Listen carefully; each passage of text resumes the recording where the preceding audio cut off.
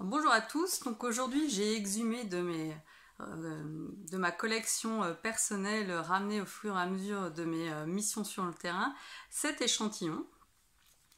Alors c'est un échantillon qui a une forme particulière, qui est un peu en fuseau.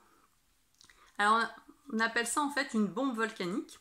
Alors cette bombe volcanique, elle a un double intérêt, c'est qu'elle va nous renseigner sur l'explosivité du magma et aussi, si je la retourne, et qu'à l'intérieur, en fait, elle a transporté une roche qui est plus claire et qui se trouve être un fragment de la croûte par laquelle finalement le magma est remonté. Et l'explosivité était tellement forte que ce fragment de croûte a été arraché lors de la remontée du magma et est émis sous forme d'une bombe volcanique. Alors, les types d'éruptions qui donnent ce type de bombe, en fait, avec des fragments, alors ici, de croûte, mais vous avez également certains échantillons qui ont la même forme, comme celui-ci, mais qui peuvent remonter des fragments de péridotite, donc ces roches du manteau dont un de mes collègues vous a déjà parlé. Donc ces bombes volcaniques, en fait, on peut les retrouver dans certains échantillons, certaines éruptions qui sont dites phréatomagmatiques. Donc c'est le cas pour cet échantillon-ci. En fait, je l'ai récupéré au Mar de Bonite, qui est un des volcans de la chaîne des Puys. Alors c'est un volcan situé au nord de la chaîne des Puys, donc à l'ouest de Clermont-Ferrand. Et ce volcan, qui est un mar, et ce mar, ça vient du terme allemand qui veut dire en fait un lac.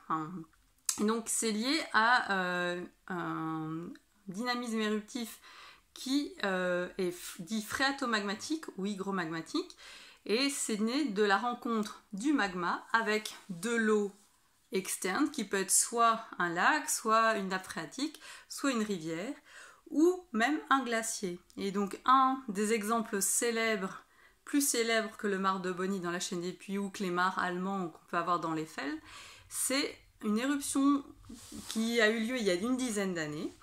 Alors, est-ce que vous vous souvenez où est-ce que vous étiez vers le fin mars, finalement, 2010? Alors, je vous laisse chercher un petit peu. Fin mars 2010, vous étiez peut-être coincé à l'autre bout de la planète, un peu confiné, malgré vous, pas comme aujourd'hui, mais presque. Pourquoi? Parce qu'un volcan islandais, au nom imprononçable, donc on peut l'appeler Eyjafjall sous son petit nom, avait finalement été entré en éruption et avait donné ce panache de cendres qui est en fait ce magma mais réduit sous forme très très fine et qui était venu sur l'Europe bloquant les avions au sol. Et donc ce type d'éruption c'est lié à la rencontre finalement du magma avec un glacier dans le cas de l'Eyjafjall et qui a donné cette explosivité exacerbée qui aurait peut-être pas eu lieu finalement si le magma s'était mis en place sans ce glacier. Donc ces éruptions phréatomagmatiques, elles peuvent nous donner des explosivités finalement qu'on n'attendrait pas, et donc des échantillons comme ces petites bombes volcaniques ou des cendres très très fines comme dans le cas de l'Eyjafjall. Merci.